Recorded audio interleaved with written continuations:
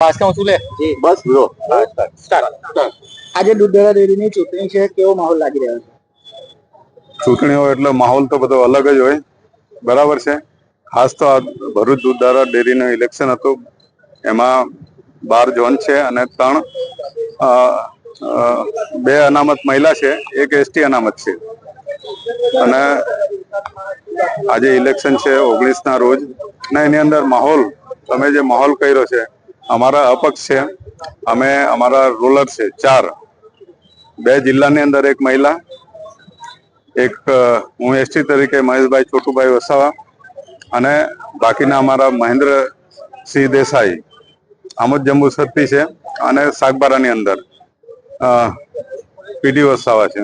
એ અમારા 4 જીતવાના છે, અને અમે 100% જીતવા. અમને અમારા મતદારો પર ભરોસો છે. અમે મતદારોમાં કેમ્પેન કર્યું છે, અને મતદારોએ અમને વિશ્વાસ અને ખાતરી આપી છે, જેથી આ ડેરીની અમે રક્ષા કરી શકીએ.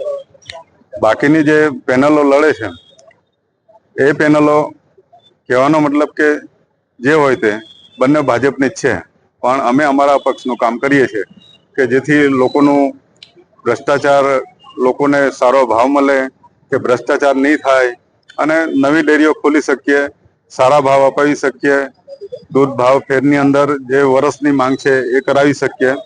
એટલા માટે અમે આજે વોટ નાખવા પણ આવ્યા હતા, અને વોટ અમને આપ્યા પણ છે લોકો. એટલો અમને વિશ્વાસ છે. આવતીકાલે એની ગણતરી છે, અને એ 4 ઝોન અમારા જીતવાના છે. જીત્યા પછી તમારી રણનીતિ શું રહેશે? જીત્યા પછી તો પહેલામાં પહેલું તો દૂધ ગ્રાહકોને સારા ભાવ મળે, નવી ડેરીઓ ખુલે, રોજગારી થાય, અને ખોટી રીતે જે ભ્રષ્ટાચાર થવાનો એને અટકાવવાનું કામ ચોકીદાર તરીકે અમારે કરવાનું છે. અને બાકી જે સમીકરણો આવશે, ત્યાર પછી ચેરમેન, વાઇસ ચેરમેનના સમીકરણો આવશે, એની અંદર અમે આગળ જોઈ લઈશું. બંને ભાજપની પેનલ છે, તો તમારો ટેકો કોની તરફનો છે? બંને પેનલ ભાજપની છે, તો તમારા ઉમેદવારો જીતશે તો તમારે ટેકો કોની તરફ? જો એક વસ્તુ જ્યારે અમે ઇન્ટરવ્યુ કર્યું છે, એક વસ્તુ ક્લિયર છે કે અમે ઘનશ્યામભાઈ જોડે આટલા સમયથી રહ્યા છે, ડિરેક્ટર રહ્યો, વાઇસ ચેરમેન રહ્યા છે, એમની સાથે સ્વાભાવિક છે કે એમની સાથે અમે વહીવટ કર્યો છે, ચલાવ્યો છે, પણ અત્યારે અપક્ષ છીએ, એટલા માટે અમે એમના સપોર્ટમાં રહીશું.